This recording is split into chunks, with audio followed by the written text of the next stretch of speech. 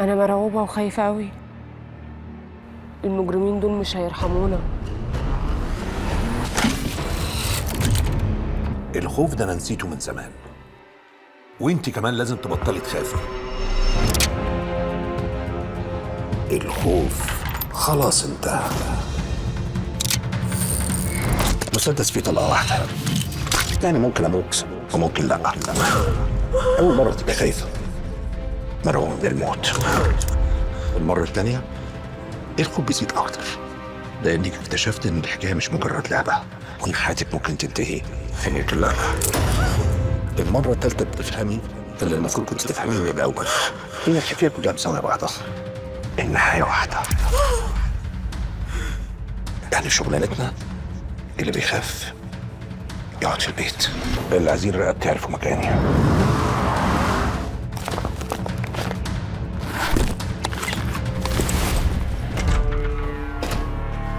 دوروا فوق، دوروا تحت. قلوب البيت فوق عندي تحتاني. عاصي كان هون، ما بعد كثير. دوروا على مصاري، دوروا على اوراق، اي دليل بيوصلنا لعاصي. حمل على السيارة بسرعة، ما تأذوه، بدي اياه عايش.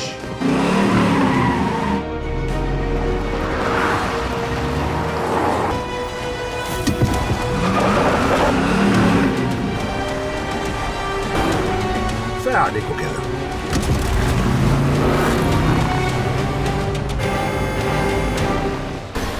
السلامة بقى انت يا وشمي. لا يا وشمي، المرة ظبطت مني. بشرفك سلمني على الماما. قول مرحبا للهدية اللي بعت لك اياها بالطريق. وصلت.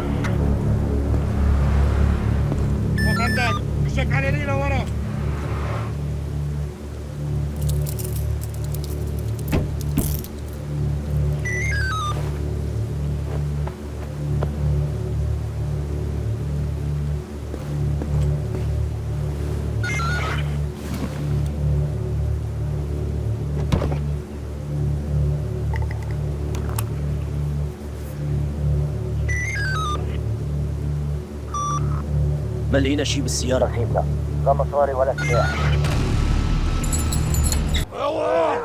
اعلى موسى، اعلى موسى، اعلى موسى. نعرف الاول التسجيل ده واقع في ايدين راغب ازاي؟ وممكن يكون مسعود مظلوم يا اخي. قول لنا بقى يا راغب بيه، ازاي التسجيل ده واقع في ايدك؟ وعرفت منين ان مسعود هو اللي عمل كده؟ فارق معاك قوي انا عرفت ازاي؟ يعني سايب طارق ابن اخونا وهمك انك تطلعني وحش وكذاب؟ هقول لك انا عرفت ازاي. انا راقبت ريحان الخردواتي بعد ما عرفت من صقر اوتوماتيك ان الراجل اللي دفع له فلوس كان خارج من عنده، وانا براقبه لقيته بيقابل مسعود. قلت بقى اكيد مسعود له يد بالقصه دي، بعدين اتشبهت عليه، قلت ده شبه الراجل اللي احنا ما كناش عارفين نتعرف عليه في الفيديو عشان كان مداري وشه. رحت جاي قافش فيه وجايبه على هنا، وانا بقلب في تليفونه لقيته مسجل المكالمه اللي انتوا سمعتوها دلوقتي. واضح انه كان عايز يسجل اعتراف للراجل اللي كان عايز يقتلك انت وموسى. الكلب ده لازم يموت. خلاص يا موسى، لازم يموت. ايه ده؟ ابعد مكان صاحبك واقرب الناس ليك. هيموت يا موسى، بس قبل ما يموت نعرف مين اللي وراه. اشتري روحك وقول لي مين اللي وراك. انت أنا عارف يا موسى إنك عمرك ما هتفرط في حق حمزة، ولا أنا كمان. انت عارف حمزه بالنسبه لي كان ايه؟ بس انا اتخدعت يا موسى، اتضحك عليا. عشان كده انا هقول لك مين اللي عمل كده. مين؟ اللي عمل كده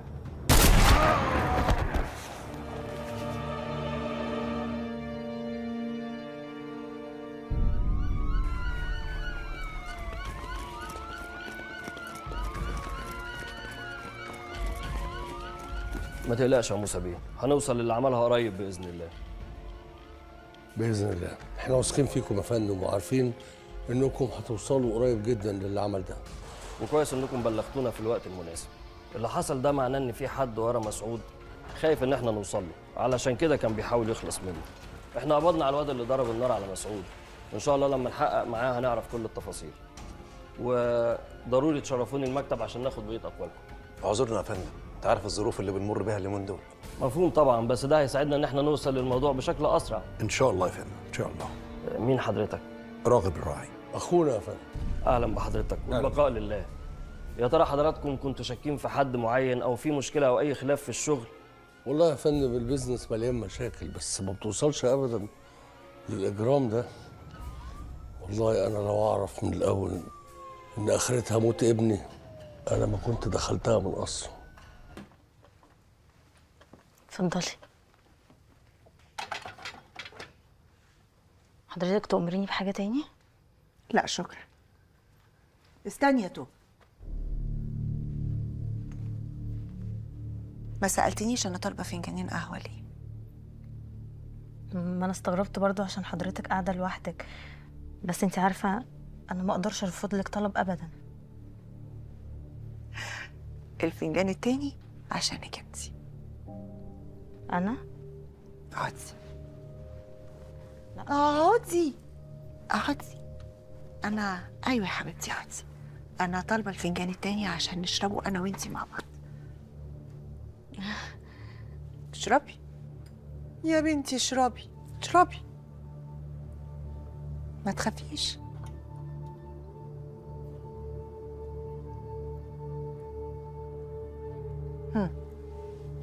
حاسه بايه بقى كده وانتي قاعده قدامي هاد تو هاد، راس براس؟ مش ده اللي كان نفسك فيه؟ عفوا يا هانم، والله العظيم توبة، انا عرفت كل حاجه وبقالي فتره كبيره قوي يعني عماله افكر عشان اعرف اخد قرار، وما قداميش غير حل من اتنين. يا اما اخلص منك انتي واهلك، يعني البسك تهمه مثلا، حادثه لا قدر الله، او ان انا اختار سعاده ابني. بجد انا والله العظيم ما كنتش قصدي شر ابدا. انت عارفاني، انت اللي مربياني كويس يا ماما فايقه، بس باسل دايما كان بيقرب مني وانا والله العظيم كنت بصده عشانك، بس هو حلو قوي، هو حلو شبهك. ميرسي يا حبيبتي. كان بيقول لي كلام حلو حبيته. عذراكي، هو بس اللي يتحب. المشكله ان هو ما بقاش بيرد عليا، ما بقتش عارفه اوصل له خالص من ساعه ما عرف ان انا حملت، وهو طريقته اتغيرت معايا وانا مش عارفه اتصرف ومش عارفه اعمل اي حاجه معاه. حبيبتي ممكن ما تقلقيش خالص خالص، اهدي. انا عايزه اطمنك، انا هجوزك باسل. بجد يا ماما فايقه؟ ايوه بجد والنبي. ايوه يا حبيبتي، ايوه. ليه كده بس؟ ليه اقصى عليكي؟ امال انا طالباكي تيجي تقعدي تتكلمي معايا ليه؟ اديكي انت نفسك قلتي ماما فايقه. انت عارفه كويس قوي يا توبه ان انا بعاملك طول عمرك على انك بنتي، انت واهلك زينا ومننا، وعارفه كويس قوي ان احنا ولاد اصول ولا يمكن نلعب ببنات الناس. بس في حاجه مهمه قوي لازم تفهميها، باسل مش بس ابني، لا، ده هيبقى كبير عيلة الراعي. طبعا بعد موسى ربنا يدي الصحة وطولة العمر، ومرات ابني لازم تبقى هنا، صح ولا مش صح؟ يلا بقى روحي افتحي الدولاب، روحي افتحي الدولاب يلا.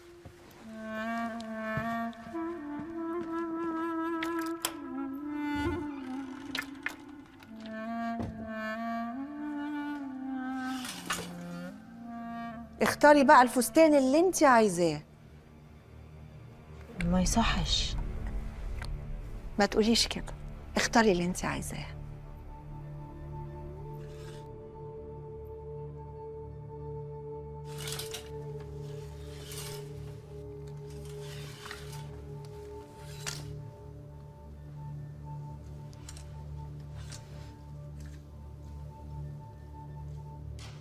اوه، انت كمان اخترتي الفستان اللي انا بحبه قوي. وعلى فكره باسل كمان بيحبني وانا لابسه الفستان ده. يلا مبروك عليكي. ولسه هوديكي معايا كده البوتيك اللي انا بشتري منه، وهخليكي تعملي باديكير ومانيكير، وهجيب لك مدرس هيعلمك ازاي تتكلمي، ازاي تمشي، ازاي كل حاجه. هتعب شويه بس مش مشكله، عشان خاطر عيونك انت بس. بجد والله العظيم ما عارفه اعمل ايه. ما تقوليش كده، ما تقوليش كده، قوليش بس عليكي. ان شاء الله كل حاجه هتبقى كويسه ان شاء الله. يلا بقى، اول امتحان. انا ازاي بشرب القهوه؟ عايزاكي تقلديني. ايوه، رجلين كده. ايوه بالظبط كده.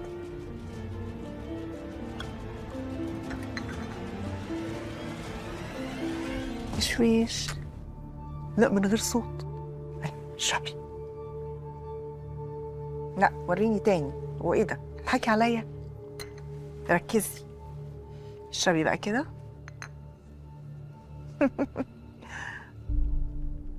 حبيبتي نجحتي في الامتحان، ولسه انا عارفه ان انت هتتعلمي كل حاجه، هتتعلمي كل حاجه وقريب قوي قوي قوي.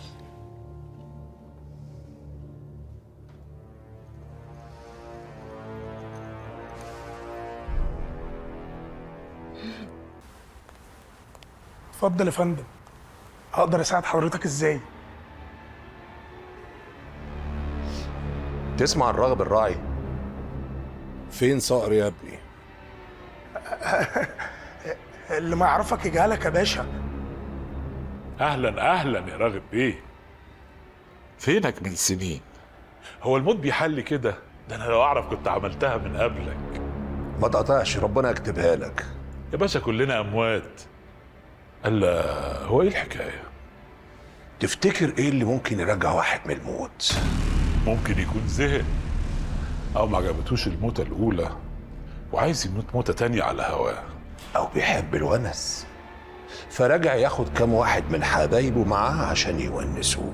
ربنا ما يجعلنا من حبايبك يا راغب باشا، ويبارك في العداوه اللي بيننا. نجيب ايه؟ ساقع ولا سخن؟ تجيب من الاخر. في مكان شمال، عايز اعرف مين اللي شغال فيه. بس انا سبت الشمال يا راغب باشا، وربنا كرمنا زي ما انت شايف اهو، والحمد لله بترزق في اليمين. بص بصه يمكن تعرف مين اللي بيشتغل في الشغل ده. ولو انه في الفاضي بس تمام عشان ما ازعلكش.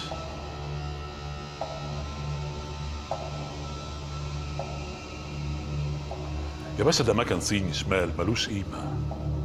انا بطلت اشتغل في الحاجات دي، وبعدين هو مين اللي جايب لك البضاعه دي؟ ناس ولاد حلال عارضين عليا صفقه وعايزين نشتريها. انا بطلت وسبت الكلام ده من زمان. عايزك معايا.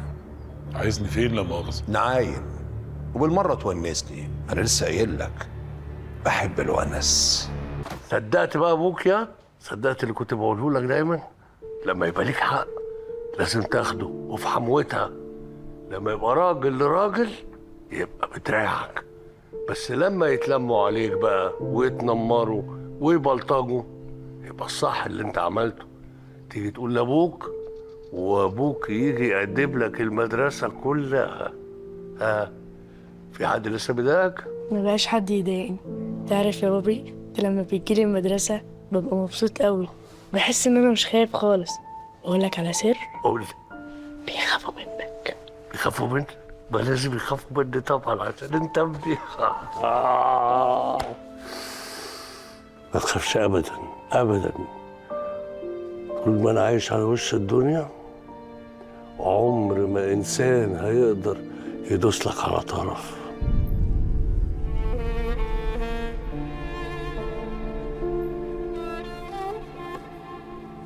انا زعلان منك قوي يا بابا. ليه يا حبيبي؟ عشان قلت لي المره الجايه هاخدك معايا وضحكت عليا. سامحني يا ابني. ايوه يا ماما.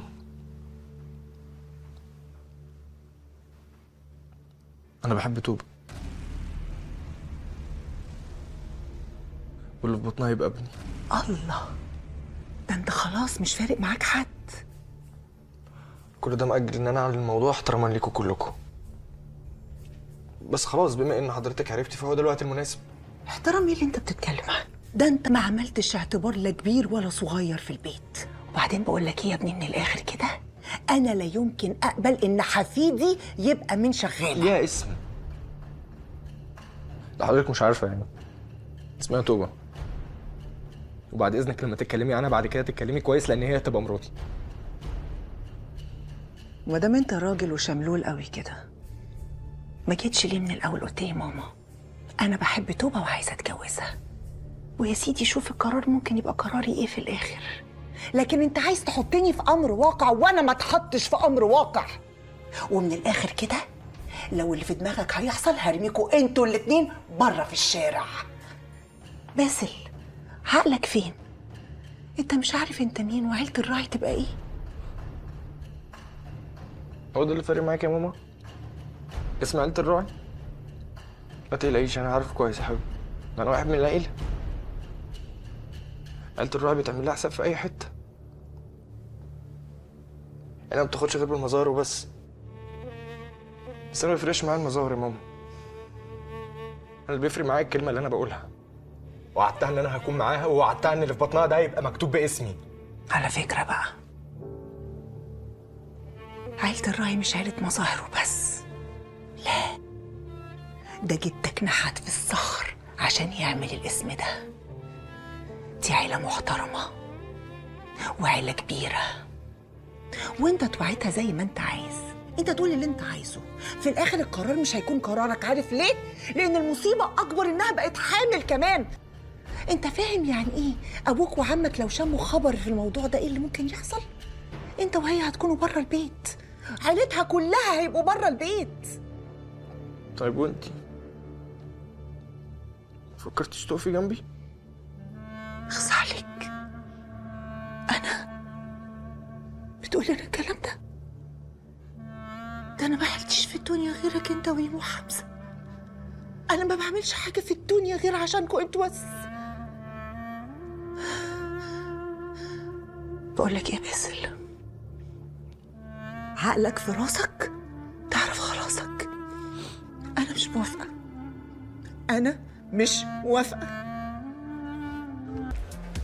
يا شباب، عمي راغب الراعي. تعرفنا قبل كده. ازيك عامل ايه؟ هاي، ازيك؟ هاي، اتفضل يا عمي. اقعد هنا؟ اقعد في اي حته انت عايزها. طيب ماشي. ايه، مش هنشرب حاجه؟ نشرب اي حاجه انت عايزها.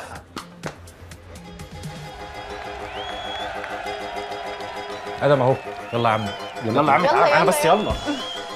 يا ادم صاحبنا بيغني حلو قوي. كاريزما ماكس وهم صفر في الوجود، حاولوا يبقوا زي بس ما بنوش، عليكوا صعب شوفوا غيري قلدوه، مخيشين وانا اللي دايما اجفوش، نسخه واحده وانتوا ليكوا 100 بديل، ما توزنوش وانا اللي دايما التقيل، كل اللي جريوا جنبي مش مكملين، تتمنوا تبقوا زي بس مستحيل، شوفوا حالي يا جمداني، مرخصين وانا اللي سعري فيها غالي، اخصامي ماما راحوا ولا جم عيالي، صرفت شيك عد بعد في البواكي، وانا سولو بتشاف فريق، بغيب واجب الجديد، نجم وابن نجم مصر نجم كل جيل، وانتوا اكاذيب دول كراكيب، يا حرام يا حرام يا حرام، في الساحه مفيش اخصام، يا حرام يا حرام يا حرام، غيري مفيش ابطال.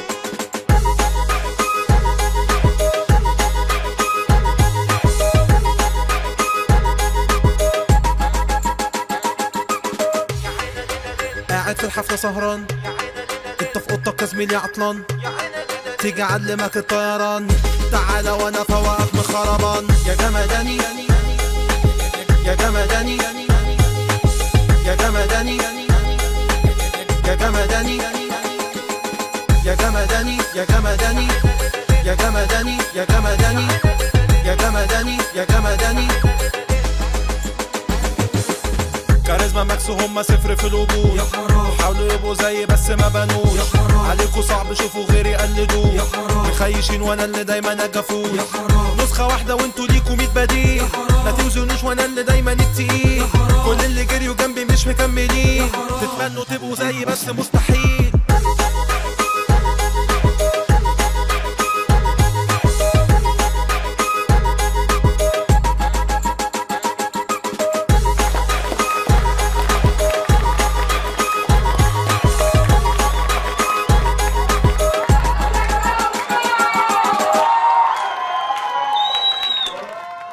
أنا اليومين دول محتاجة لك قوي. الحاجة الوحيدة اللي مصبراني على بعدك هي ابنك. ابننا اللي أنا شايلاه في بطني. واللي هيجي يوم يبقى وسطينا ونصاحبه. بحبك.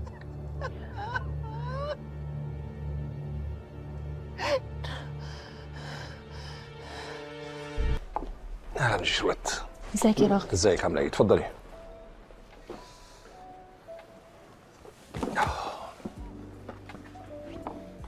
الحمد لله على سلامتك. الله يسلمك.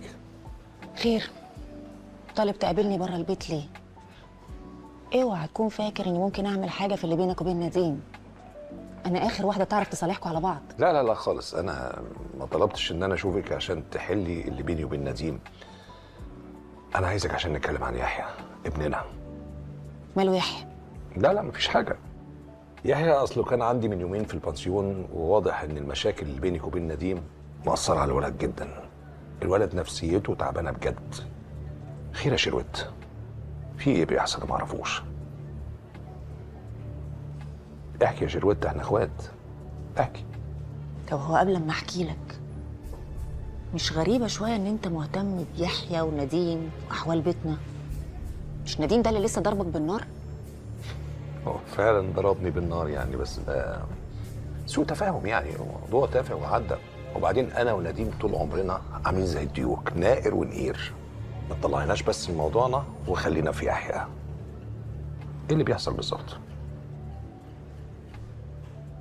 احكي يا شروت. والله ما عارفه اقول لك ايه، بس كل اللي اقدر اقوله لك ان نديم جاب اخره معايا. خلاص مش قادره استحمل اعيش معاه ولا ثانيه واحده كمان، لازم اتطلق. هو مبدئيا الطلاق مش هو الحل، ولو اتطلقتوا اكتر واحد هيتظلم هو يحيى. هقولك على حاجه، لو عايزه فعلا تأدبي نديم بالفلوس، وانت عارفه ان الفلوس اكتر حاجه بتوجعه، لكن طلاق، احنا ما عندناش طلاق في عيله الراعي. طب ما انت نفسك طلقت. صدقين لو قلت لك لو رجع بيا الزمان عمري ما هطلع حبيبه، بس وقتها كانت الظروف اقوى مني. بعدين بحكي لك بعدين.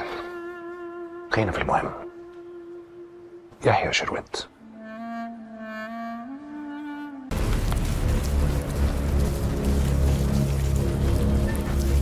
هو انت مرعوب كده ليه يا صقر؟ هو المكان ده يخصك؟ تصدق ان اللي بيحصل هنا دلوقتي هو نفس اللي بيحصل عندك في الاجانس؟ كله هيولع في وقت واحد. خليهم يوقفوا اللي بيعملوا ده. انا هقول لك على كل حاجه، انا هعترف لك بكل حاجه يا راغب باشا. اسمع الاول، انا اللي خرجت المكن للعيال. مين اللي كان بيتعامل معاك؟ انا كان بيجي لي تليفون من رقم برايفت وقال لي الطلبيه بتاعته وجهزتها له. كنت بتقابله فين؟ كان بيجي لي في مكان كده في وسط البلد ويديني الفلوس واقول له على مكان الحاجه. وانت كنت عارف ان اللقطه دي هتخص عيله الراعي؟ اقسم بالله ابدا، ولا عمري اعمل حاجه زي كده يا باشا. كل ما هنالك ان انا بيجي لي مصلحه بطلع منها قرشين وما اعرفش ماليش فيه يعملوا ايه بالمكن، انا ما اعرفش. خليهم يوقفوا النبي، خليهم يوقفوا. خلاص خلاص خلاص خلاص يا ابني، تبقى شبع رجالتك يا صقر. الاجير لو جاع هيفتح بقه لاي ايد تتمدله. يا صقر، ايه النهايه بتاع الحوار ده؟ يا باشا ما انا لسه قايل لك، انت نسيت؟ ارغي.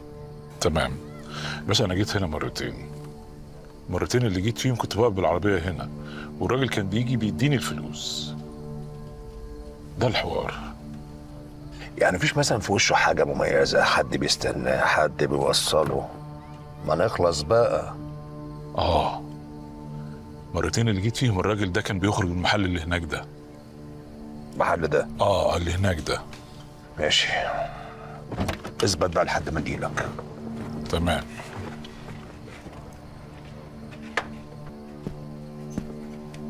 مساء الفل. ايه ده؟ انت مين وعايز ايه؟ جاي اسالك وانت هتجاوبني، ويا ريت نخرج من هنا حبايب. وانت اسمك ايه؟ اسمي عم ريحان. وما سألت السؤال ده يبقى انت مش من المنطقة ديت. لو سألت اي حد من المنطقة دي هيقول لك ان انا عم ريحان. ماشي يا عم ريحان، عايزك في مصلحة. نوعها إنسانية، وانت باين عليك راجل خدوم. وانت باين عليك راجل شواف. بقى اتفقنا؟ اتفقنا. موسى طمني، البنت اخبارها ايه؟ لا خير ان شاء الله، لسه الدكتور بيطمنا. حاضر هطمنك عليها يا عم. انت ايه اللي جابك هنا ها؟ يا ابني انا ماليش دعوه. جابك هنا مش ايه بتعمله ده؟ يا عم بعد اذنك ثواني، بقول لك ايه يا ابني انت؟ في ايه؟ انا لو ريم حصل لها اي حاجه انا مش هسيبك، انت فاهم؟ يا ابني بقول لك ماليش دعوه. يا عم ساكت. قلت بس في ايه؟ بس ماله يحيى ومال الموضوع؟ ماما خلاص بعد اذنك نتكلم بعدين، هفهمك بعدين. بعد اذنك يا موسى، بعد اذنك. انت ليك دخل باللي حصل لريم ده؟ انا ماليش دعوه، ريم دي اختي. انا بس كنت بقى نادين سيبنا ربنا يا موسى عشان ناصر باقي لما نفهم. يحيى اللي حصل لريم ده بسببك. سيبني دلوقتي لو سمحت. اللي حصل لريم ده بسببك. رد عليا الله يخليك. اللي حصل لريم اختك انت سبب فيه. يا فيا نطمن بس على ريم دلوقتي، ملوش لزوم الكلام ده. ده ليه لازمه ونص. اقسم بالله العظيم يا يحيى لو شبيت خبر ان انت السبب في اللي حصل لريم والمصحف الشريف هقتلك، وبقولها لك قدام كل عيلتك هقتلك. هو انتوا ايه يا ولاد الراعي؟ ما عندكمش غير عيالي؟ خلاص ايه يا ولاد خلاص الراعي؟ كفايه. انتوا ما كفكمش خمسه، ما كفكمش خمسه. حرام عليك. والله العظيم مش عايز اسمع. والله ماليش دعوه. يلا اسمع، لو طلع ليك دخل باللي حصل لريم ده حسابك هيكون معايا بعدين يا يحيى. سيبه. اتفضلوا اتفضلوا كلكم هناك. اتفضلوا.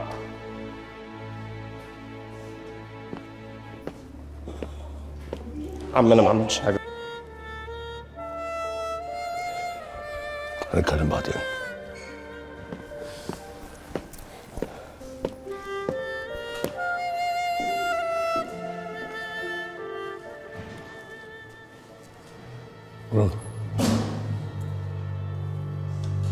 عندك علم بالموضوع ده؟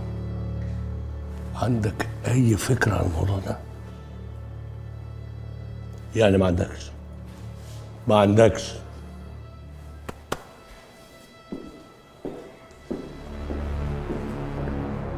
وبعدين يا موسى قاعد اديله نص ساعه ولسه ما جاش. انا ورايا انتخابات مش فاضيله. يا أخي احمد ربنا إن هو وافق إنه يجي بعد اللي حصل. ما كفايه بقى يا موسى، كل شويه اللي حصل واللي ما حصلش. ما كانتش طلقه، امال لو مات كان عمل ايه؟ يا برودك يا أخي. تعال يا رغم. اتفضل.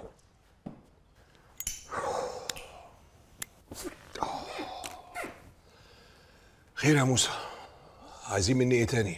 انا عاوز منك ايه يعني يا سراغ؟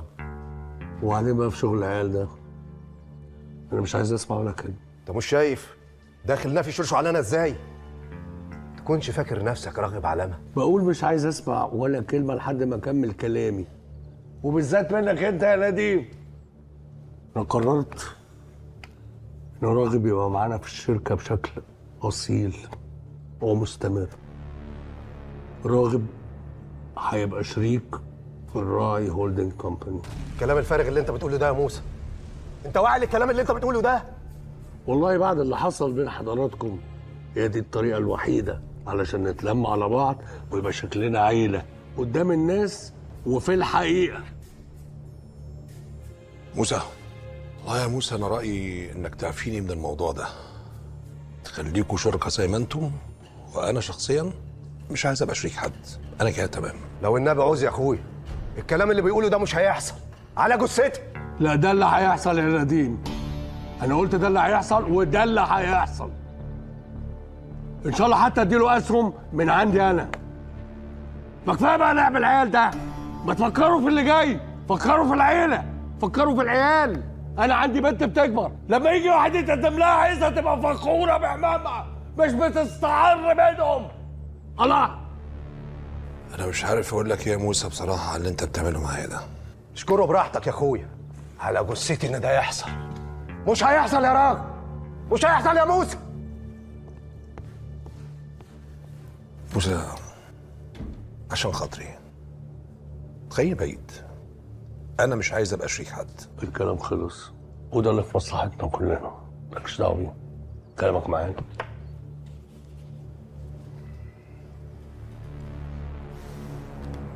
يا متر احنا خلاص جاهزين، لو تكون بكره معايا من فضلك. تمام. خلاص معلش حصل خير، مع السلامه.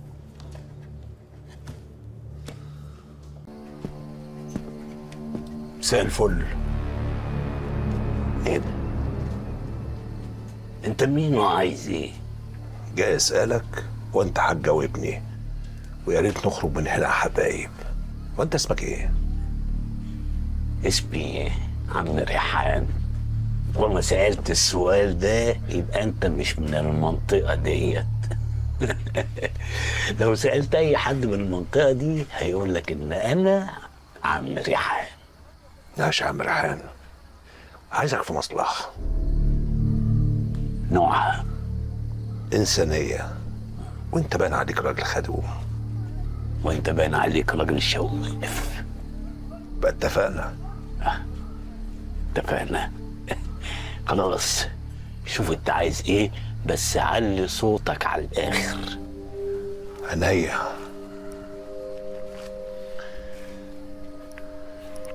في واحد ابن حرام سرق مني حاجة وشفته خارج من المحل بتاعك، فأكيد الكاميرات اللي عندك صورته.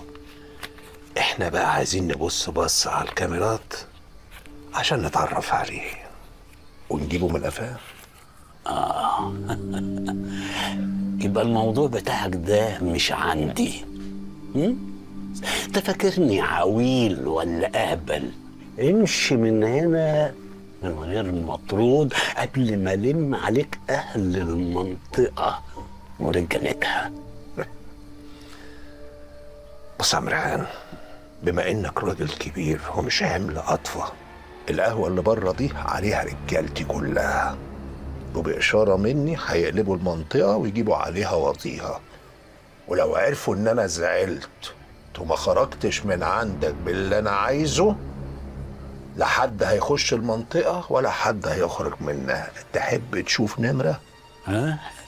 هو حضرتك عايز تسجيل الكاميرات ده فلاشة ولا هارد؟ مش بقول لك خدوم. وانت شواف. فتحية ربنا يقومها بالسلامة كانت متعودة تدي الحاجة والدتي الحقنة كل أسبوع. الشهادة لله كانت إيدها خفيفة قوي. الصراحة قوي، لدرجة إن الست والدتي ما حسيتش بإيدها وهي بتسلت الخاتم الذهب من صباعها من يومين. لا لا لا لا لا، انت بتقول ايه يا باشا؟ انت جاي ترمي بلاك علينا ولا ايه؟ شكلك كده جاي تركبنا الغلط. اسأل عليا يا باشا، انا الاسطى رمضان تمساحة. ها؟ الجنيه اللي بيدخل جيبي ما بيخرجش، زيه زي القبر. بقول لك ايه يا باشا، انت شكلك جاي مصلحة علينا. مصلحة ايه؟ لا مصلحة ايه اللي مصلحة عليك؟ وانت لاقي تاكل يا معفن؟ بقول لك ايه، انا هاجي معاك ادور في حاجة فتحية، لو ما لقيتش حاجتي تبقى براءة، لو لقيتها هاخدها واديك حلاوتك. لا يا باشا، يرضي مين ده يا باشا الكلام ده؟ الست ما بين الحياة والموت يا باشا، واخد عليها حلاوة واستحمل يا باشا. يا باشا دي الست دي غالية عليا قوي، ربنا يقومها بالسلامة. ربنا خلقنا بودنين ولسان واحد عشان نسمع اكتر من نتكلم. حط لسانك في بقك واسمع الكلمتين اللي هقولهم لك دول. انا فرصة بالنسبة لك وهجيلك مرة واحدة، يا تمسكها بايدك يا تروح عليك. ولو ضاعت عليك انا بتليفون واحد برضه هعرف كل حاجه انا عايز اعرفها، بس بعد ما كنت طربقت المستشفى على دماغك ودماغ فتحيه ودماغ اللي خلفوك. قلت ايه؟ دورنا على الممرضة دي كتير، دورنا سنين، ما لقيناهاش لا هي ولا البنت. بعد كده كل واحد فينا بدأ يلوم التاني ويحاسبه ويحمله مسؤولية اللي حصل، لغاية لما بقينا مش طايقين نبص في وش بعض. اتغير 180 درجة، كل حاجة باظت.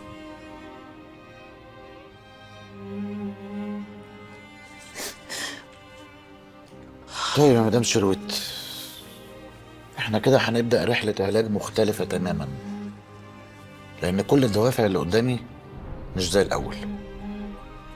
حتى شخصية الأستاذ نديم جوز حضرتك ظهر لي اختلافات في شخصيته بره التصور بتاعي خالص. عموما تقدري تتفضلي دلوقتي، والمرة الجاية هقولك هنبدأ خطة العلاج الجديدة ازاي. متشكرة جدا يا دكتور. عفو. على فكرة يا دكتور،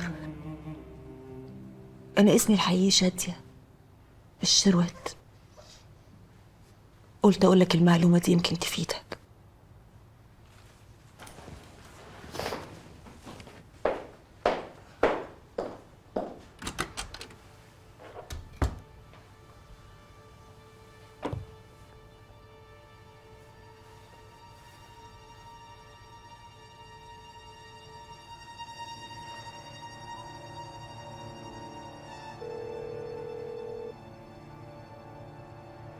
الو. ايوه مدام فايقه. مدام شروت لسه نازله من عندي دلوقتي. تقب وتغطس وتعرف لي التحقيقات ماشيه ازاي. مش عارف؟ يعني ايه مش عارف؟ امال مين اللي يعرف؟ اتصرف يا هشام. بقول لك اتصرف، اعمل اي حاجه. يا غبي اتصرف يا اخي، ارحمني بقى اتصرف. الله.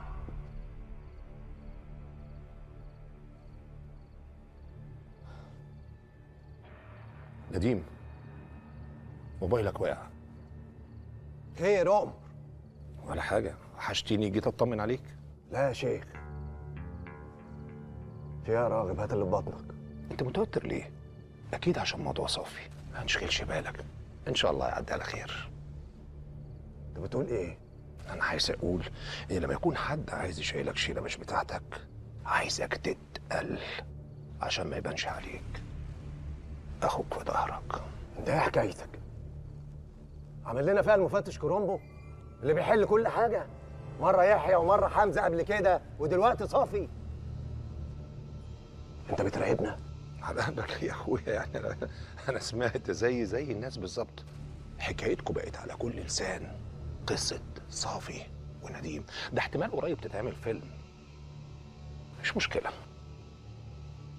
اهم حاجه اتقل عشان ما يبانش عليك، وكده كده اللي هيلبسها طليقها اكيد عمل عملته اول ما خرج من السجن. لا يا راجل، وانت يعني كده جبت الدب من ديله؟ ما انا عارف. اللي ما اعرفوش هو انت من النهارده حكايتي، شغلتي بتاعي، وهعرف انت ماشي ورانا ليه.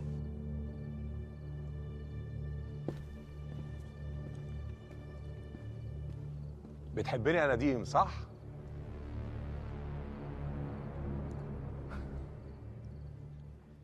ايه ده؟ في ايه عندك؟ تعال اتفضل. ولا اي حاجه، الموضوع عادي، انا ونديم، انت عارف اخوك. العادي بتاعكم يعني. طب يا ريت بعد كده الكلام ده يبقى على جنب، مش تمام يا موسى، حاضر.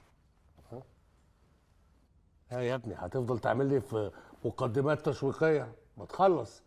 عرفت مين اللي ورا شراء الاسهم بتاعتنا ولا لا؟ اكيد يا فندم عرفت طبعا. لما رحت الوسيط اللي بيننا وبين المستثمرين قال لي ان اللعبه دي كلها وراها شخص واحد بس. الشخص ده اسمه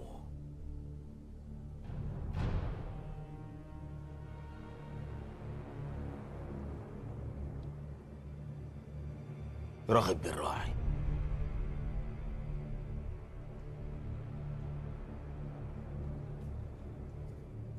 راغب بيه راعي سعادتك سرب معلومه مهمه جدا، ان احنا هنشتري جزء كبير جدا من مجموعه ابيل الراعي ونضمها للمجموعه عندنا. الخبر ده خلى المستثمرين كلهم عايزين يجروا ويلحقوا الاسهم قبل ما تغلى. في كمان سعادتك خبر احلى، ان معدل الشراء هيزيد كتير قوي الفتره اللي جايه. الخبر مسمع جدا سعادتك.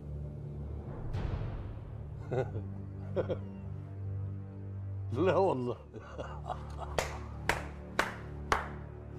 يا ابن اللذينه. مصلحتنا واحده يا موسى، بس انا في مشكله بتقابلني من يوم ما رجعت من بره مصر، مشكله كبيره جدا، اني دايما بتفهم غلط. منور يا تيتو. طيب انا هستأذن سعادتك. طب اتفضل، هقعد انا وراغب بيه شويه. خلي ودنك بس معايا علشان انا هتصل بيك في اي وقت. ها؟ اوامر يا فندم. طيب سامعني يا طارق؟ ايوه يا فندم. طيب معايا. خير يا موسى؟ يا عمك ابيل كلمني قال لي على اللي موسى، حصل. انا ما عملتش غير الاصول. اخدت البنت رجعتها لحضن امها. ابوها اتجنن، مش عايز الام تشوف بنتها. انت يرضيك؟ يعني بص، الموضوع ده بالذات ينطبق عليه بينوب المخلص الا تقطيع هدومه. انت عارف ان انا بحبك وقلبي عليك، مش كده؟ اكيد. اسمع مني بقى، بلاش حبيبه، وبلاش المشاكل اللي بتيجي من ورا حبيبه. مش عايزين نعيد اللي فات، احنا عايزين نبص مع بعض على حياتنا الجديده. خلي بالك ان انا مش عايز اضغط عليك خالص. عارف ليه؟ عشان انا واثق انك هتعمل الصح اللي في مصلحتك ومصلحه عيلتك كلها. مش كده ولا ايه؟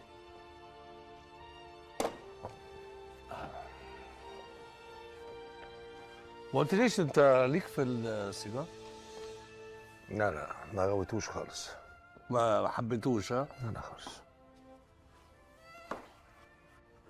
مع ان هو بيحبك. يا ابني اللي يا لعيب.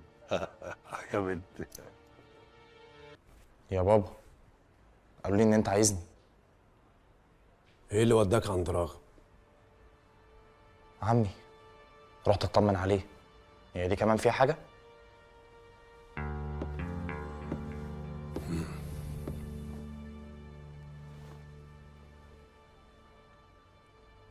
فيها انك قدامك اختيارين، يا ابوك اللي من لحمك ودمك، يا عمك اللي لسه راجع بعد سنين ومن ساعه ما رجله خطت واحنا في حس بيص وكل يوم في مصيبه شكل. على فكره عمي اللي انت متضايق منه قوي ده كان ممكن يحط اسمك في المحضر عادي جدا. كان زمانك دلوقتي في الاسم وانا جايب لك زياره. اخرس يا حيوان. اتكلم مع ابوك عدل يلا. مش نديم الراعي اللي يدخل اقسام وينام على البورش. رد على قد السؤال، رحت له ليه؟ هو انت مش ناوي تبطل تراقبني؟ هبطل لما الاقيك راجل عارف مصلحتك، مش عيل صغير بيضحك عليه. عمك اللي انت رايح تطمن عليه ده هو اللي رمى البت اللي اسمها نور في سكتك عشان يعرف انت بتفكر ازاي ويلاقي لك مدخل يدخل لك منه. طب والله كويس، على الاقل عمي عارف ان انا طالع لابويا. النسوان هي اللي بتجيبني. امشي اطلع بره، مش عايز اشوف وشك هنا تاني. انا هعرف اربيك من اول وجديد يا يحيى، وهعرفك ازاي وانت بتتكلم مع ابوك تبص في جزمتك. بره.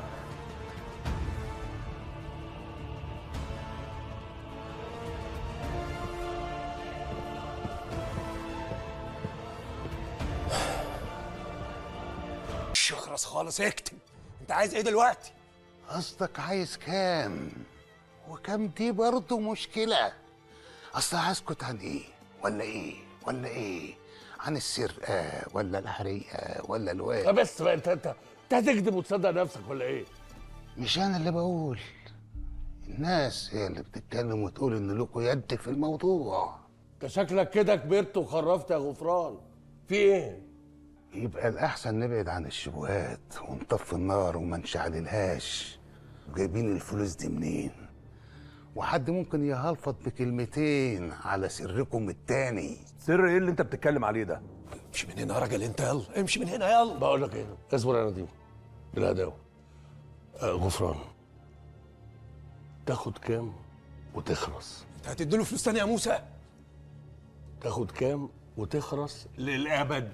للابد؟ للابد دي صعبه شويه. طب اهو اتفضل اتفضل. طب بعد اذنكم بقى يا رجاله سيبونا انا الطلعه دي، عشان الناس المعفنه اللي زي غفران دي شفرتهم مع العبد لله.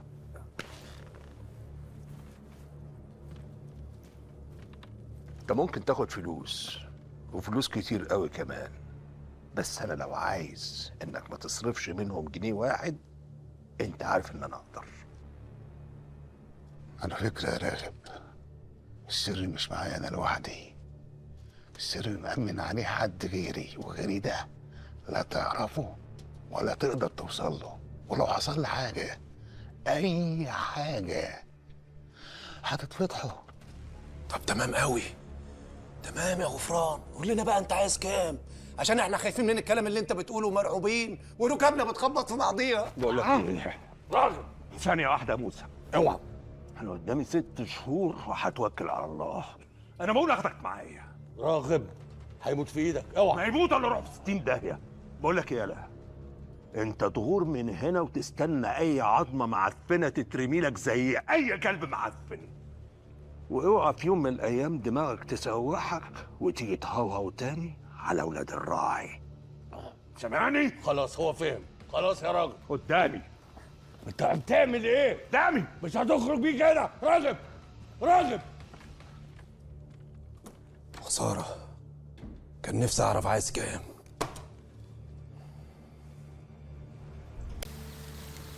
يا صباح الفل يا كبرنا. لا، الفل والورد والياسمين دول يتقالوا لحد غيري، انما انا قاعد مزروع هنا. كل خرابه يطلع لي فيها عفريت. ايه رايك بقى؟ انا مش عايزك تقلق، هتظهر هتروح فين يعني؟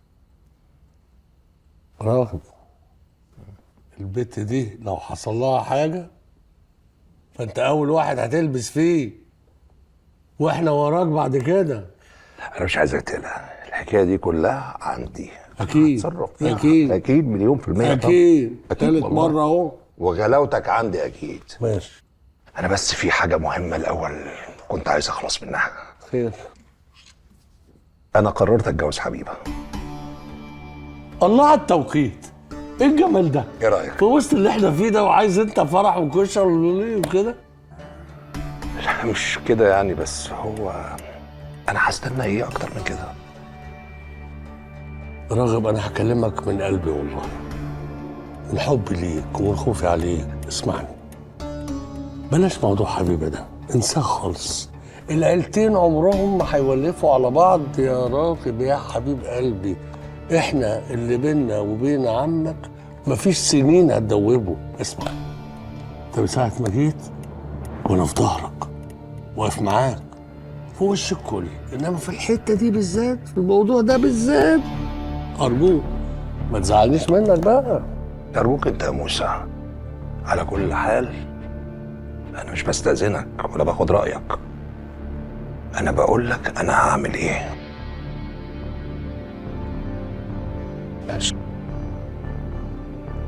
بس قابل بقى.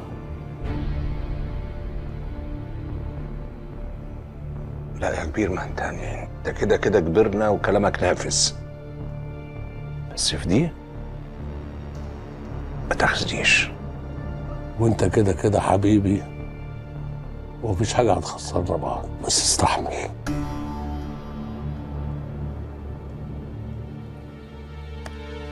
ليك عين تيجي برجلك لحد هنا بعد اللي عملته يا ابن ابيل؟ بتقول لي فريد انها مش بنتي ليه؟ انت مال اهلك؟ انا مش عارف الناس جرالها ايه بقى، خير تعمل شر تلقى. خير ايه في اللي انت حبيبته يا بني ادم؟ انت قطعت اخر خيط بيني وبين حبيبه حبيبه القلب. بالعكس، ده انا بحبك. هو انا لو مش بحبك كنت هاجي لغايه هنا عشان اقول لك ايه اللي هيحصل النهارده؟ ايه اللي هيحصل النهارده؟ كل خير راغب وحبيبه هيتجوزوا والنهارده. وانا صممت ان كتب الكتاب ده لازم يكون عندنا في البيت. وحياتك ساعه بتحايل على الحاج ابيل انه يوافق. تعالى بس وانا افهمك ايه اللي هيحصل. يلا.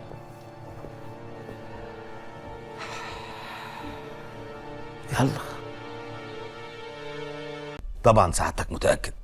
من ساعه ما حضرتك قلت لي خلي عينك على اللي اسمه نجيب ده وانا عيني ما اتشالتش من عليه لحظه واحده. حضرتك راجل كبير ومش حمل تنطيط وفرهده. هو حضرتك شاكك في ايه بالظبط؟ لا تمام. طيب واشرف؟ حضرتك قلت لي نجيب. لا قلت لك نجيب واشرف. انا مش مسؤول بقى عن القفطه اللي في دماغك ايهما اهم. ما تزعليش منك بقى. حاضر سعادتك تحت امرك. نجيب واشرف. حاضر. ايه مقموص ولا لا؟ شكلك عايز حاجه. عايز ايه؟ كنت عاوز اطلب من حضرتك ايد سعاد هانم اخت حضرتك.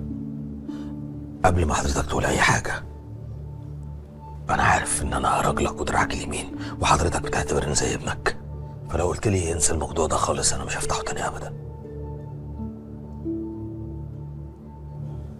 لا تمام يا طارق تمام. اديني بس فرصه يومين ثلاثه كده ادورها في دماغي واللي فيه الخير يدور. متشكر سعادتك، ربنا يخليك لينا. اتفضل يا حبيبي. متشكر.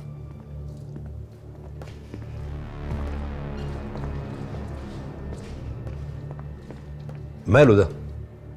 عشمان، والعشم بيشرح القلب حتى لو على فشوش. ما علينا. ايوه موسى بيه، استاذ رؤوف الديناري بره وعايز يقابل حضرتك. خليه يتفضل. بقول لك ايه، ما تجيبيش البوفيه. حاضر يا فندم. يا سلام، وحشتنا طلعتك الباقيه.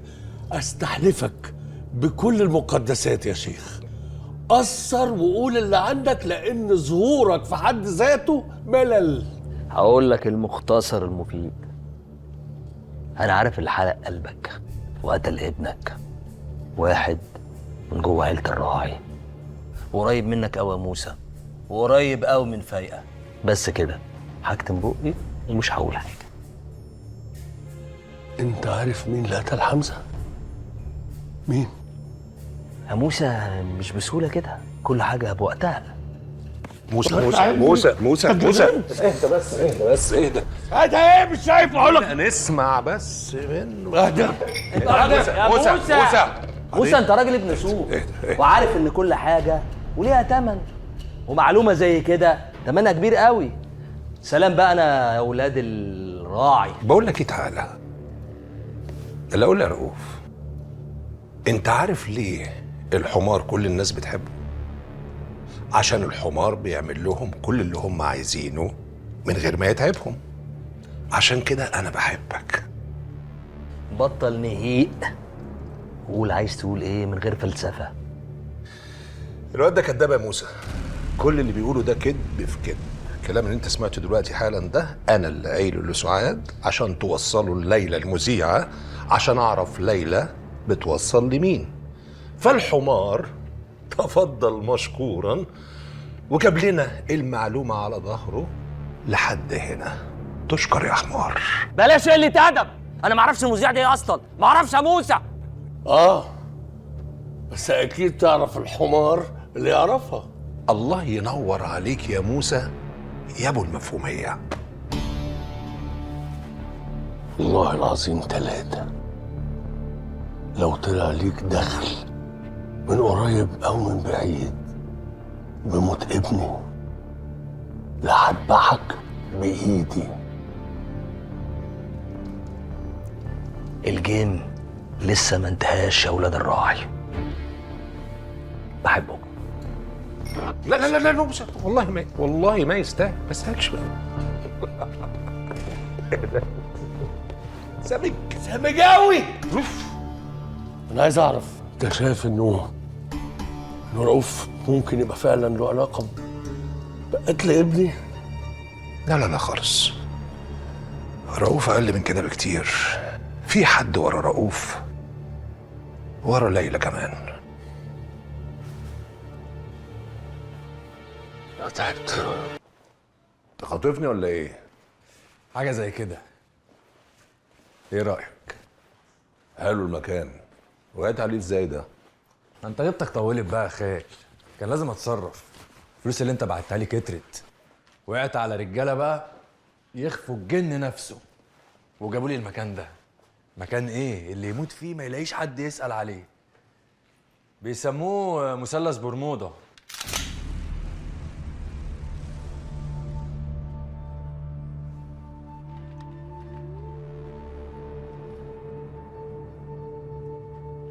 ايه ده يا ناصر؟ اثبت يا راغب، ما تستعجلش على موتك.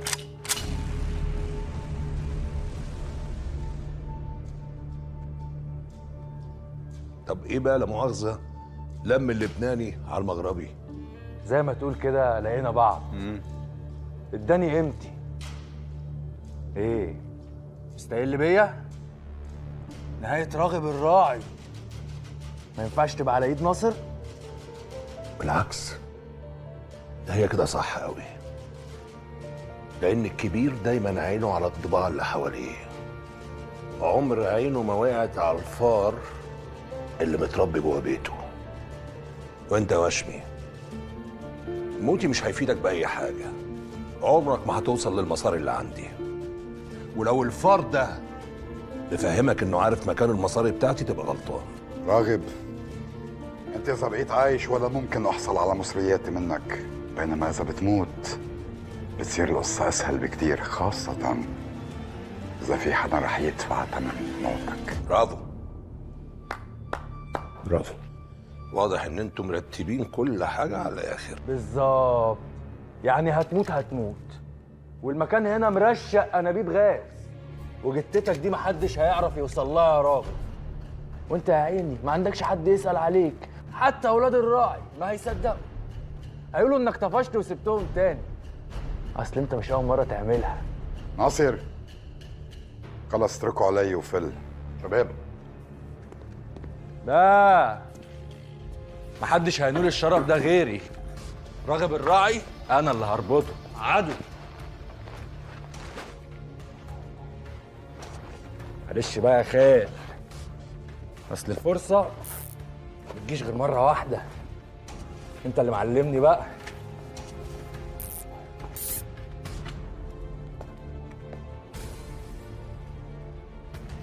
ليه يا ابني كميه الكره اللي جواك من ناحيتي دي؟ ليه؟ عشان انت عمرك ما قدرتني، طول الوقت مستقل بيا، شايفني نمرة 2 يعني، صاحب البطل اللي بيعمل كل حاجة، وفي الآخر البطل هو اللي بياخد اللقطة. بس خلاص يا راغب، خلصت. جه الوقت بقى اللي اتصعد فيه واطلع على القفيش. ايه؟ مش من حقي؟ صدق اللي قال تقي شر من احسنت اليه. انا بجد مش مصدق عينيا. الساعة دي يا ما شفت البطولة يا ناصر، زي ما ترفعك لسبع سما ممكن تنزلك لسبع أرض. احمد ربنا إنك جنب البطل، هتنور أكتر بدل ما تدفن بالحياة. رؤوف، أنا عملت اللي علي، جهز الفلوس. والنبي مشيني من هنا يا مدام فايق، والنبي مشيني من هنا.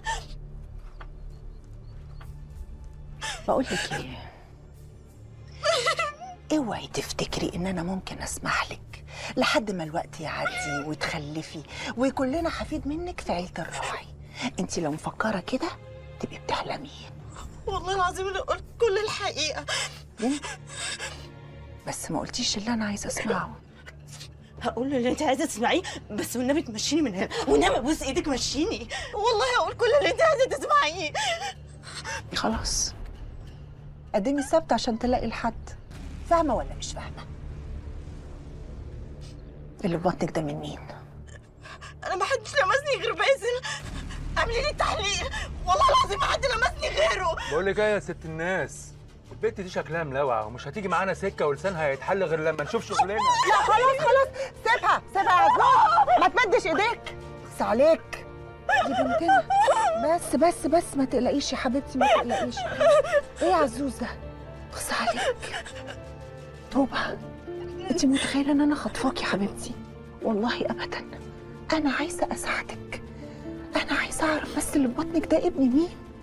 وعلى فكرة انا ممكن اقعدك في البيت هنا معززة مكرمة لحد ما تولدي. انت عارفة ابوكي ولا امك لو عرفوا ان انت حامل ممكن يعملوا فيكي ايه؟ ده ممكن يذبحوكي. انا لا يمكن اخلي حد على وش الارض يلمس شعره منك. حبيبتي، انت متخيله ان ممكن اخلي حد ياذيكي، يرميكي من الدور التاني ولا التالت ولا عربيه تخبطك؟ مش ممكن انا اعمل فيكي كده ابدا. ده انت بنتنا يا حبيبتي. تعالي تعالي، ده انت بنتنا حبيبتنا. بس بس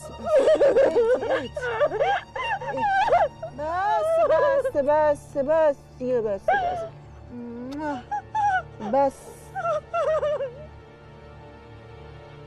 يا حبيبتي. بس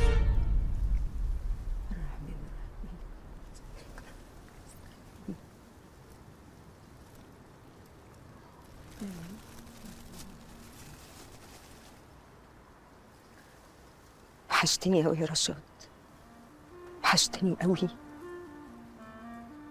مش عارفه انسى ايامنا، ذكرياتنا. حاولت، مش قادره، والله ما قادره. مش عارفه اعمل ايه رشاد. انا حاسه ان انا عجزت، كبرت 100 سنه. مش عارفه.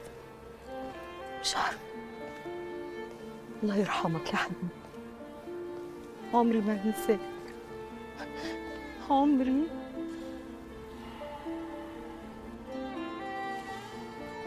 الجو شكله هيقلب النهارده. افضل تروحي يلا عشان اوصلك. طارق، انا مش قايله لك لو سمحت ما تمشيش ورايا تاني؟ بس تمام، كلامي مع ابي موسى مش معاك. انا هنا مش باوامر من موسى بيه. امال ايه اللي جايبك ورايا يا طارق؟ اخاف اقول لك تفهميني غلط. انت بتقول ايه؟ كل سنه في نفس اليوم ده بتيجي هنا تقري الفاتحه وتحطي الورد وتتكلمي مع نفسك شويه وتقومي توزعي اللي فيه النصيب وتروحي. لا عمرك في سنه نسيتي ولا حتى كسلتي. عايز مني ايه؟ عاوز رضاكي وبس.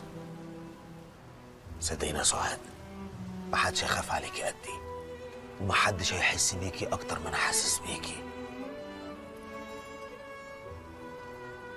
بغير لما بشوفك هنا، بس بتكبري في عيني. بعرف قد ايه بني ادم مخلص لبني ادم تاني حتى بعد ما يفارق. طارق، انت مش فاهم حاجه. انا فاهم كل حاجه، انا فاهم وعارف حدوتك من اولها لاخرها. زي ما انا برضو عارف ان مفيش ست في الكون هتقدر تدخل قلب غيرك.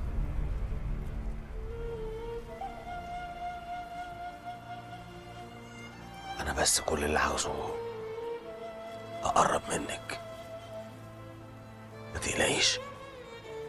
عشان يبقى الموضوع في النور انا هتكلم مع موسى بيه واقول له اوعى تعمل كده، اوعى.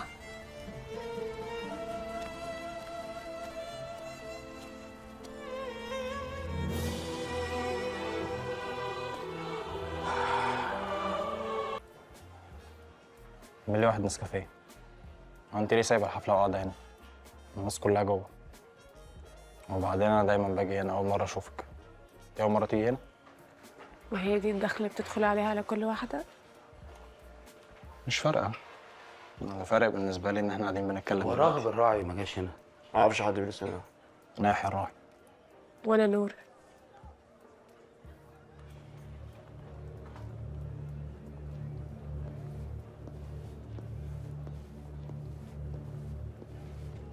مين؟ يويو الحيلة ابن نديم. هو بابا عارف انك انت جاي هنا ولا انت جاي لوحدك؟ وانت ما شاء الله اهو دقنك اخضرت وكبرت. بقول لك يا متولي، لو فاكر ان انت وشويه الهلاهيل اللي انت جايبهم دول هتعملوا عليا لقطه تبقى غلطان. بلاش بلاش، عشان انت راجل كبير وانا مش عايز اقل منك. متولي وتقل مني؟ هو انتوا التربيه دي ما عدتش على بيتكم نهائي؟ هو بابا ما قالكش ان انا في مقام عمك؟ لا ما قاليش. عارف ما قاليش ليه؟ علشان انت اسمك اقل بكتير قوي من ان هو يتذكر في قصر الراعي يا متولي. بقول لك ايه يالا، لو نديم الراعي بجلالة قدره معرفش يربيك هربيك انا. يحيى، ايه رايك نروح نكمل في حته تانية؟ مالكيش دعوه بالحوار ده يا حلوه. شيلتك من عليها بس. بقول لك نهايتك النهارده وهتشوف. اوعى ايدك، اوعى ايدك يا عم، اوعى.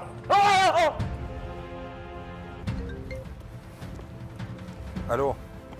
ايوه يا رغم، في ايه يا نور؟ في حد جه خطف يحيى. طب اقفلي.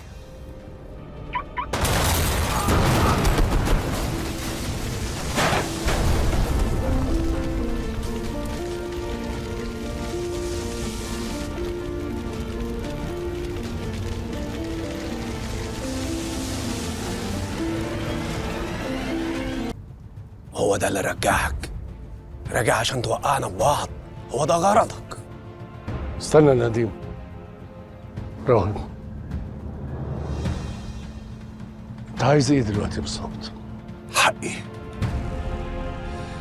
ومش حق الجرح اللي عمله نديم في سيدي اللي هيفضل معايا لحد ما اموت، لا. حق كل اللي انت عملته معايا ولسه بتكملوه لحد النهارده. عايز تعمل ايه يعني؟ عايز تضربني بالنار؟ اتفضل. يا ابني انا لو عايز اموتك كنت دليت عليك البوليس، قلت لهم ان انت اللي ضربتني بالنار، كان زمانك دلوقتي مرمي في السجن. بس انا ما عملهاش. او كنت دليت عليك في قتل صافي يا نديم اللي اتجوزتها على مراتك. انا كنت ناوي اقول لك يا موسى، بس الموضوع بتاع ريم. بس عمرك ما هتتغير. على قد ما انا زعلان من اللي نديم عمله فيا يا موسى، على قد ما انا مظلوم فيك. ده انت الكبير يا اخي، والكبير ما يعملش كده. مش عايز منكم حاجه، لا عايز اكون وسطيكوا ولا اموت وسطيكوا. انا من اللحظه دي ماليش اخوات. كل اللي هربطني بيكوا حاجه واحده بس، اني شايل اسم عيلة الراعي وحقي هاخده وبطريقتي. رصيد الغلاوه عامل زي الصبر، بيجيله يوم وبيخلص. يا ولاد الراعي. استنى يا راغب، استنى يا راغب، الكلام ما خلصش يا راغب. طب هنتكلم بعدين يا راغب.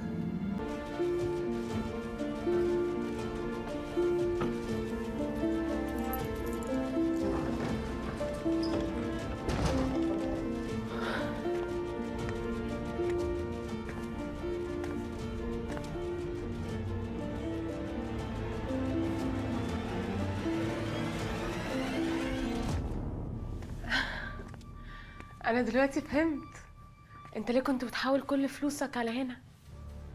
لا وكمان بتحولهم لذهب. شابو يا راغب. وعيار 24 كمان.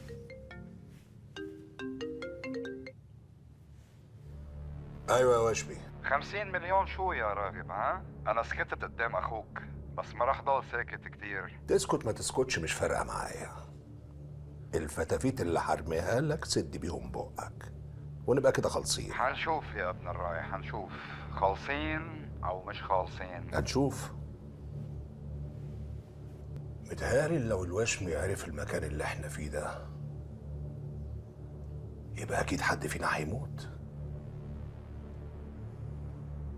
انا اقصد يا انا يا هو، لكن انتوا ما تعملوهاش. انا مش فاهمه اللي في دماغك يا راغب. هم اخواتك مصدقين ان انت مفلس ومعكش فلوس؟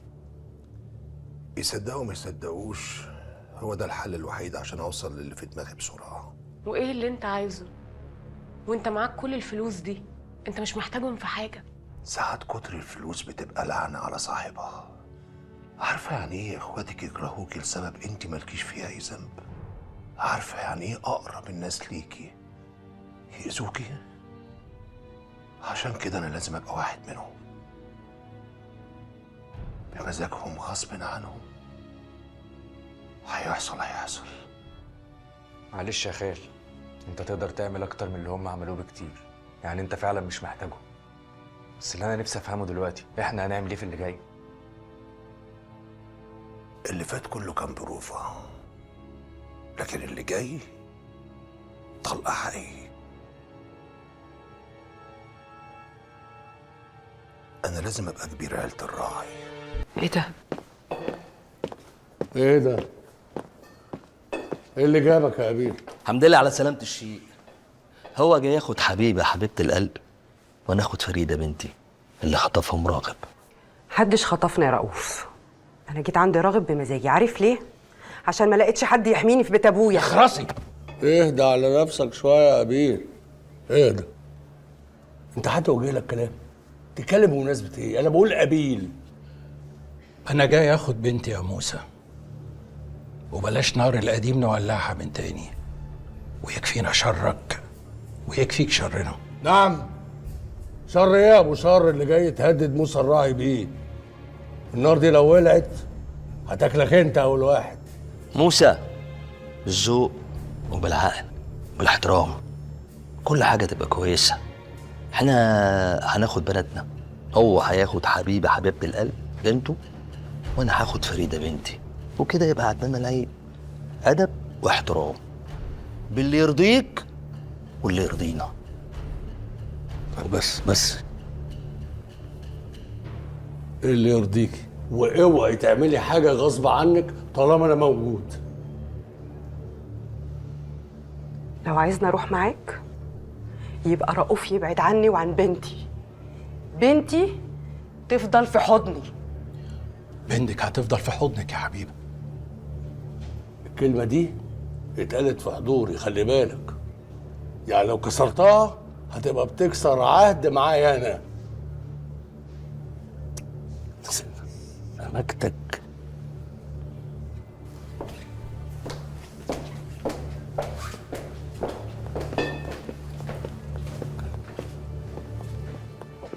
سامد، انت ايه اللي جايبك هنا؟ متولي، انت عرفت مكاني ازاي؟ وانت يالا رمش من اللي انا عملته فيك زمان ولا ايه؟ ايه وحشك السجن تاني؟ تصدق فعلا السجن وحشني، بس المرة دي بقى هدخله بجناية مستديمة، قتل عمد. بس انت ما تقطعش، ادعي ان ربنا يكتبها لك على ايديا.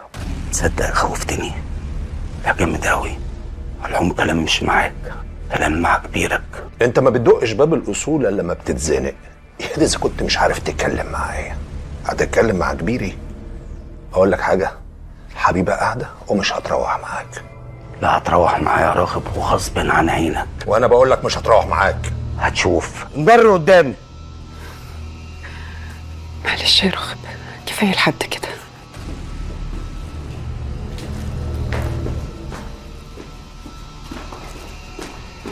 على فكره يا راغب، طول عمري بكرهك ومش ناسيلك اللي انت عملته مع مراتي وابني.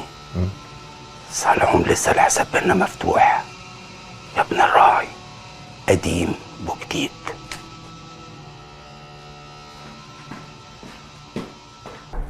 موسى بيه، يحيى بيه الراعي عايز يدخل لحضرتك. يحيى بيه ده يا دوب يبقى استاذ يا حبيبتي. ازاي؟ حاضر.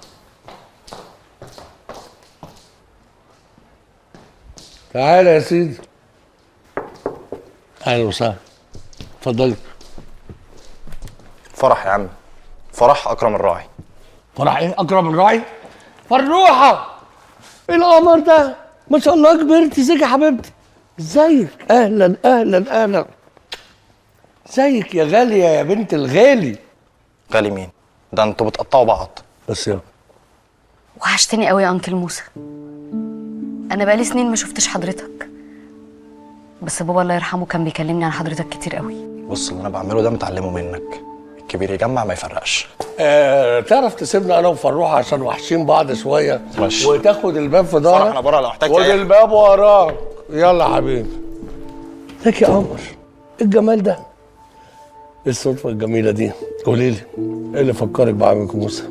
انا عمري ما نسيتك يا انكل، ونفسي دايما اوصل لك، بس حضرتك عارف بقى جد وانكل متولي قد ايه صعبين.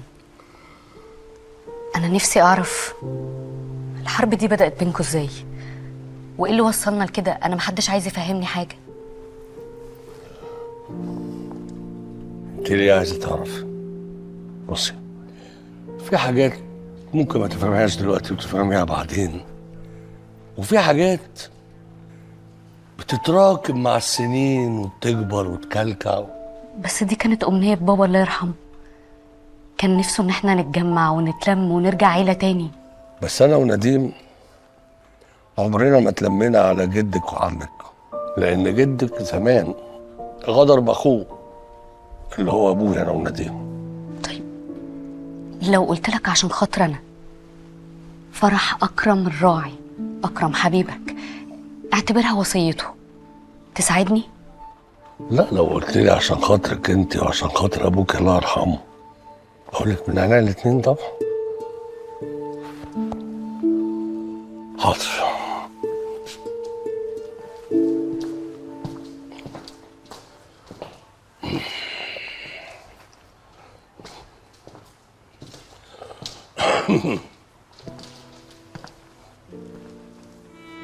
الو. ايوه يا عمي. انا موسى. انت ايه مستغرب اقول لك يا عم؟ ايوه يا عم قبيل، ازيك؟ لا يا سيدي ما تقلقش قوي كده. انا جاي لك باخبار ساره. بقول لك ايه، لو عندك مشاكل متلتله وانا عارفها فجات لك الفرصه انها تتحل دلوقتي وهساعدك في كده. يا عم انا بكلمك وانا في كامل وعي، انت مالك بقى؟ السبب ايه؟ طب هفهمك لما اشوفك. انت تشكر الظروف، والاهم تشكر اللي كان ورا الظروف دي. طيب انا في انتظارك تيجي تشرفني ونتكلم ونسوي كل حاجه. مع السلامه. عصرت على نفسي طن ليمون عشان اقول كده. اعذرني يا ابويا، ده بعد اذنك طبعا.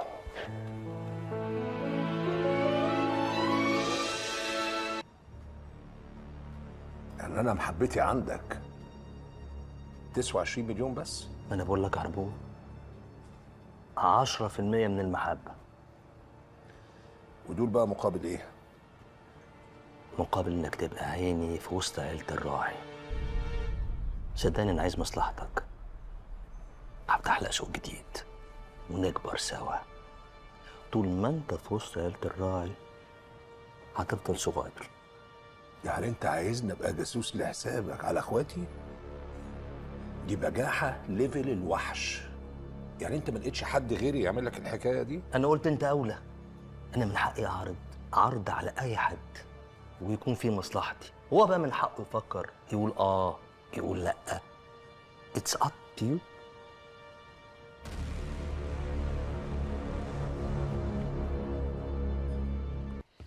يا موسى انت تمام؟ تمام. شوف،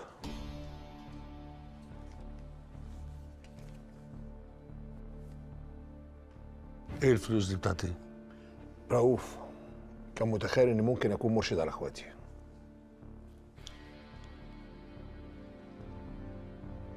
طول عمرك وسخ يا رؤوف. قوي. قول لي يا راغب، انت بتعمل كده علشان تعبان وعايز تكون في وسطينا، ولا تحت اي ظرف مستحيل هتبيع اخواتك؟ بص يا موسى، انا الدنيا علمتني ان اعرف اعمل قرش في ثانيه، لكن ما عرفتش تعلمني ان انا اعمل لا صاحب ولا اخ في سنين.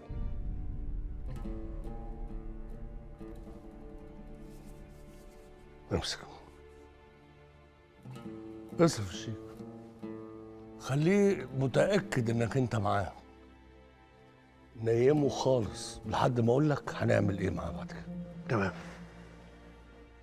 انا مش عارف يا راغب اقول لك ايه على كل اللي انت بتعمله من ساعه ما جيت. مش محتاج تقول حاجه يا موسى، كفايه انك مصدقني واقف في ظهري. ساعة ما عرفت موضوع تعبك ده وانا هتجنن، عمال ادور على حل. الحمد لله اخيرا عرفت ان في دكتور في المانيا بيعمل عمليات صعبه زي حالتك، بيستخدم التبريد، ممكن يبقى ده حل.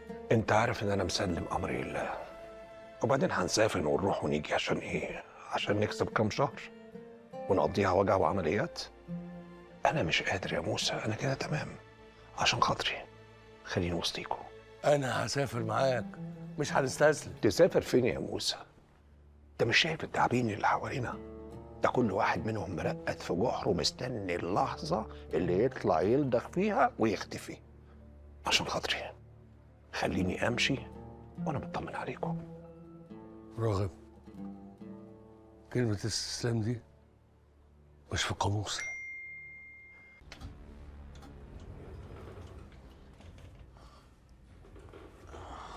راغب بيه، اهلا اهلا. طالع ولا نازل؟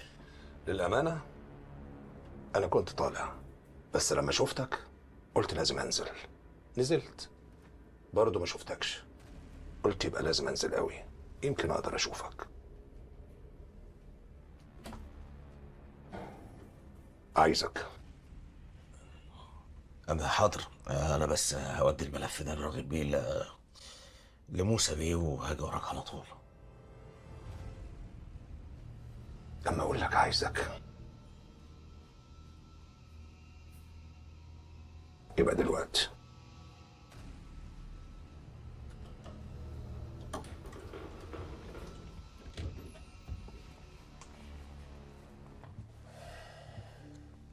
خير يا نديم؟ خير ان شاء الله. من ساعة ما رجعت من السفر والواد يحيى مستلطفك حبتين، وبيتكلم عنك كويس قوي، مع ان غريبة ان حد يتكلم عنك كويس.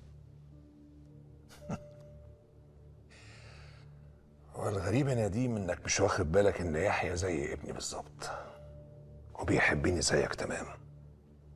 بس اللي انا مستغرب له هو ليه يحيى مش بيشتغل معاك هنا في الشركه وتاخد الواد كده في حضنك وتحتويه وتقرب منه؟ ما انا عشان كده كلمتك. انا فعلا عايز احتوي الواد، وعايز اعرف بيروح فين ويجي منين، وانا كده كده مسقط حد بيعرف لي اخباره برضه. انت بتتكلم جد؟ يعني انت بتراقب ابنك؟ شفت انت فهمتني غلط ازاي؟ يا جدع ما اسمهاش مراقب، اسمها اطمئنان. وانا لو ما كنتش عملت كده مثلا ما كنتش عرفت ان في بنت اسمها نور لايفه عليه. بنت مش من وهمنا كده، ما تعرفش عنها حاجه. لا.